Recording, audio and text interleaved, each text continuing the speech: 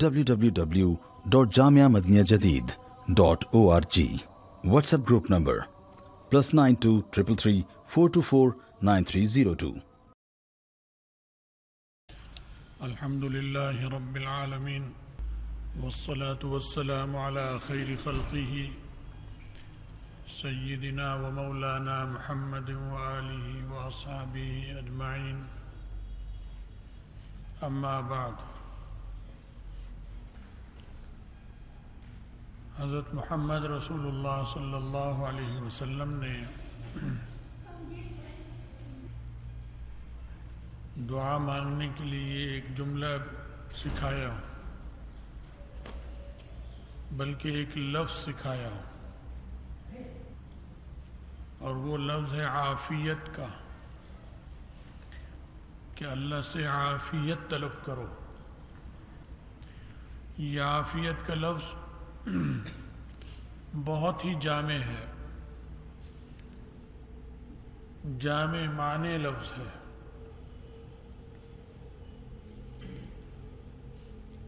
کوئی آدمی بے روزگار ہے تو روزگار کی دعا کرتا ہے،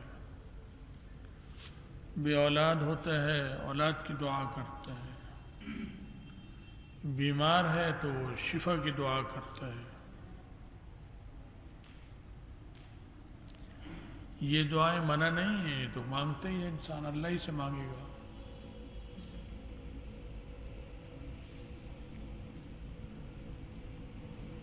لیکن یہ جو اکثر اور ہر وقت جو چیز مانگنی چاہیے وہ عافیت طلب کرنی چاہیے اللہ سے، کیونکہ عافیت میں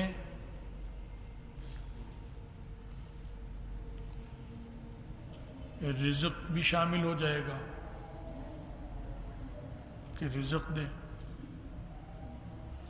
اور عام زبان میں آدمی کہے گا اللہ ملازمت دے دے، روزگار دے دے، کاروبار چل جائے. عافیت کا مطلب ہے کہ کاروبار چل جائے، یا ملازمت مل جائے، یا رزق لگ جائے، یا مزدوری لگ جائے، لیکن اچھی جگہ اور حلال ذریعے سے لگ جائے، اور حلال مال مل جائے. یہ اس میں شامل ہو جائے گا خود بخود. تو ایک چھوٹا سا لفظ بولیں گے اور بے شمار فائدے حاصل ہو جائیں گے.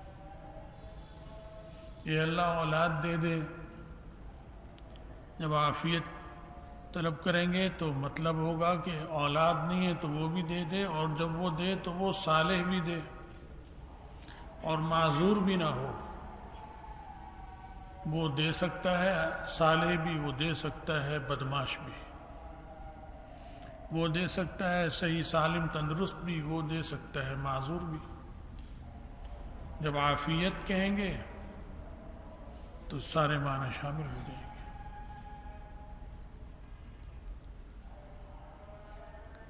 سفر میں تو سفر میں ہر بے شمار قسم کی مشقتیں آتی ہیں.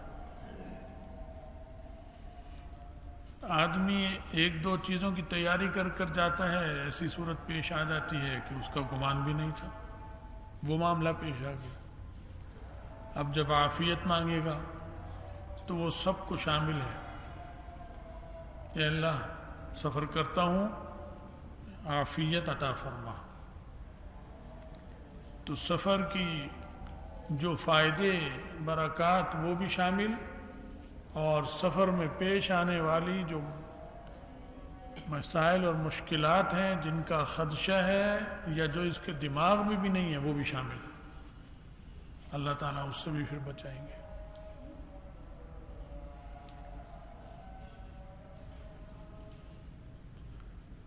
تو یہ جو دعا ہے عافیت کی، یہ کثرت سے مانگنی چاہیے. بیماری میں بھی عافیت مانگو اور تندرستی میں بھی عافیت مانگو.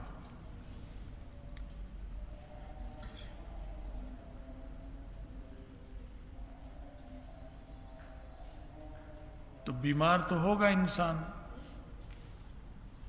آتی ہے انسان پر بیماری، لیکن آئے اور چلی جائے. آئی اور اللہ نے اچھا معالج اور اچھی دوا فراہم کر دی، تو یہ سمجھو عافیت سے اللہ نے وقت گزار دیا. یہ نہیں ہے کہ میں عافیت کی دعا جب کرتا تھا تو میں بیمار کیوں ہوا، یہ سوال نہیں کر سکتا. میں جب عافیت کی دعا کرتا تھا تو یہ حادثہ کیوں ہوا.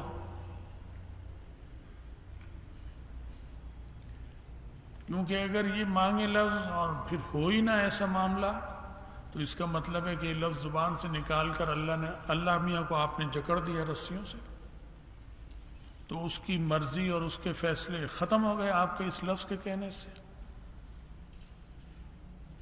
اب وہ صرف میٹھا میٹھا ہی آپ کو دے گا اور کڑوا نہیں دے گا،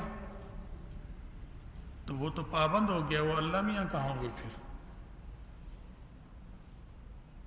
تو اللہ سے عافیت مانگو، صحت کی حالت میں بھی، بیماری کی حالت میں بھی، فراخی کی حالت میں بھی اور تنگی کی حالت میں بھی.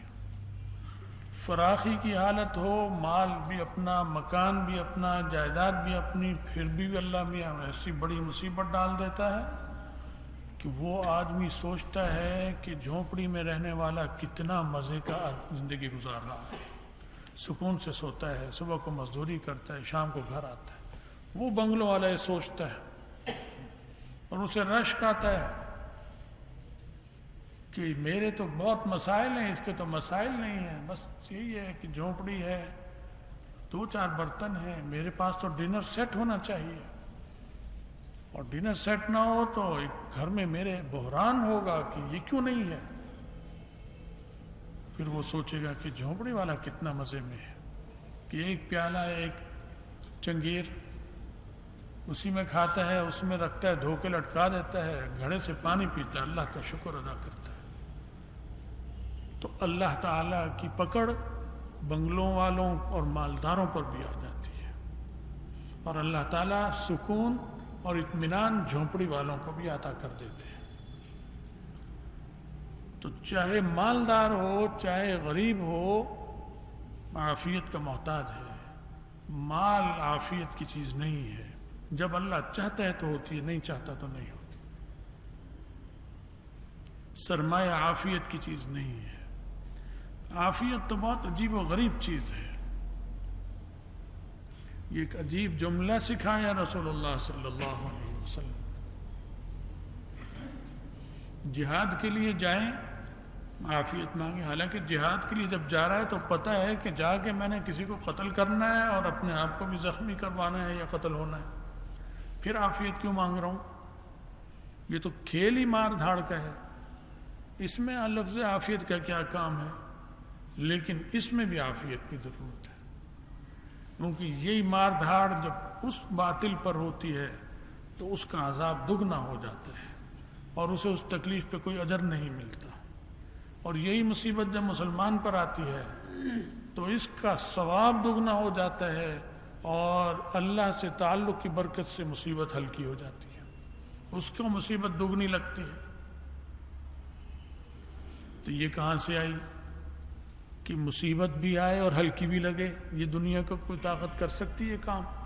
یہ نعمت باپ اپنی اولاد کو نہیں دے سکتے، حالانکہ اولاد سے زیادہ عزیز کوئی چیز نہیں.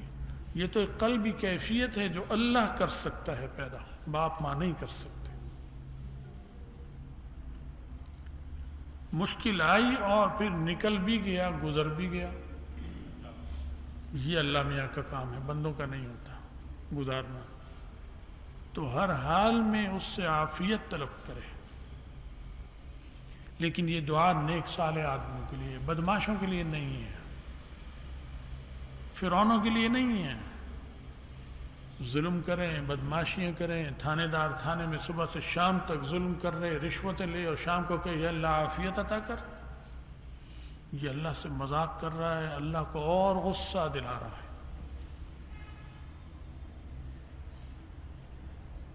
سپاہی اور پولیس والا رشوت پہ رشوت لیتا ہے، ظلم پہ ظلم کرتا ہے. محکمہ مال میں بیٹھے ہوئے پٹواری ہوں یا جو ہوں، بڑا چھوٹا ظلم پہ ظلم کہے اور کہے کہ یہ اللہ عافیت دے دے. یہ تو اللہ سے مذاق کر رہا ہے.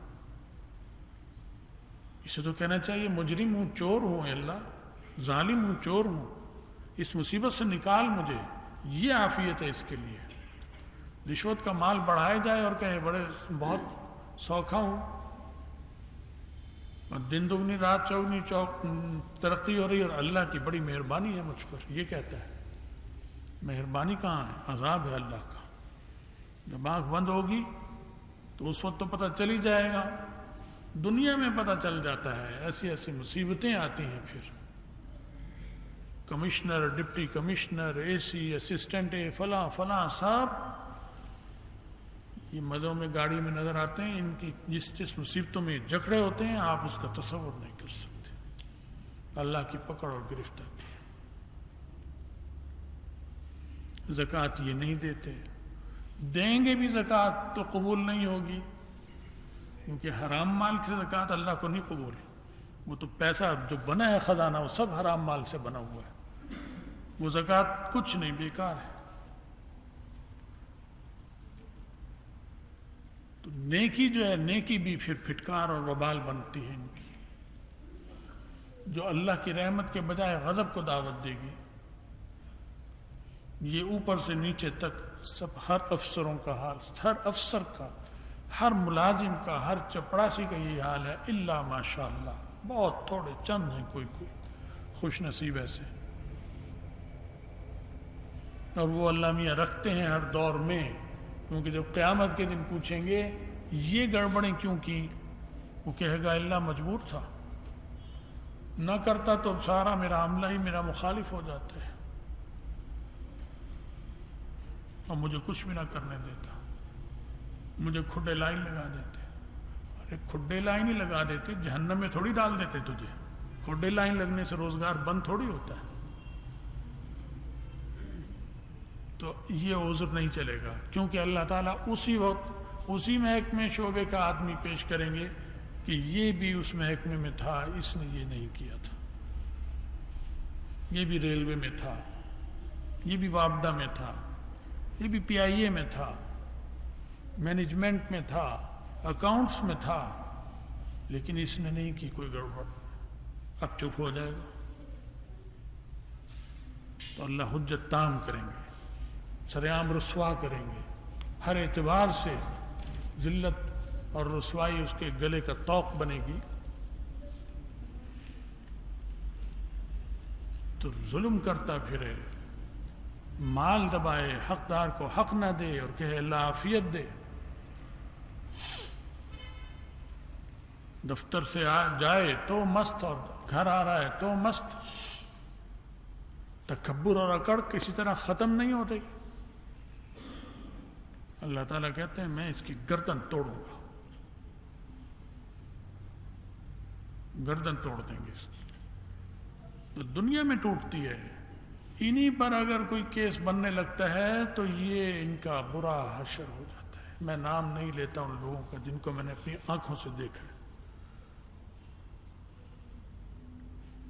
بہت بڑا آدمی، بہت بڑا صحافت کی دنیا کا، جو بڑے بڑے چند اخبار ہیں ان کے ایڈیٹر کو میں نے دیکھا ہے، حضرت کے کمرے میں بیٹھک میں آیا ہوا تھا، زمین پہ ایسے لوٹ رہا تھا، پیر اور ایڑیاں رگڑ رہا تھا کہ میں اس وقت اس مصیبت میں مبتلا ہوں، میں کیسے نکلوں گا، میرے تو انگلینڈ میں بھی میرا وہ اخبار ہے وہ بھی بند ہو جائے گا اور لندن میں بھی بند ہو جائے گا، اور یہ مصیبت اور یہ مصیبت، خدا کے لیے مجھے نکالے۔ مجھے اس پہ ترس آیا جب وہ واپس جا رہا تھا بڑی قیمتی اسپورٹس کار میں، میں نے کہا بھائی گاڑی کا ایکسیڈنٹ کر دو گے، ہم اپنا ڈرائیور بھیج دیں وہ چھوڑائے گا۔ دماغ ہی صحیح کام نہیں کر رہا تھا، وہ اس مصیبت سے نکلا تو وہی اکڑ پھونس کی، میں جانتا ہوں اس کو، وہی فرعونیت، وہی فرعونیت اسی طرح۔ تو ان کا حشر یہ ہوتا ہے، اتنا کمزور ہے انسان، لیکن کس غلط فہمی میں کیا سے کیا کرتا پھرتا ہے۔ فرمایا عافیت طلب کرو، لیکن وہ طلب کرے، فرعون طلب کرے اللہ عافیت دے دے مجھے، نمرود کہے اور ابو جہل کہے اللہ عافیت دے دے، کیسے عافیت ہوگی؟ یہ منہ اور مسور کی دال۔ تو اللہ سے مانگنی چاہیے، لیکن اپنا محاسبہ رکھتے ہوئے جب مانگے گا، ندامت اور شرمساری کے ساتھ، اور اپنی خامیوں کو سامنے رکھتے ہوئے، پھر اللہ مدد بھی کرے گا، گناہوں سے بچنے کی توفیق بھی ہوگی اور اللہ کی مدد بھی آئے گی۔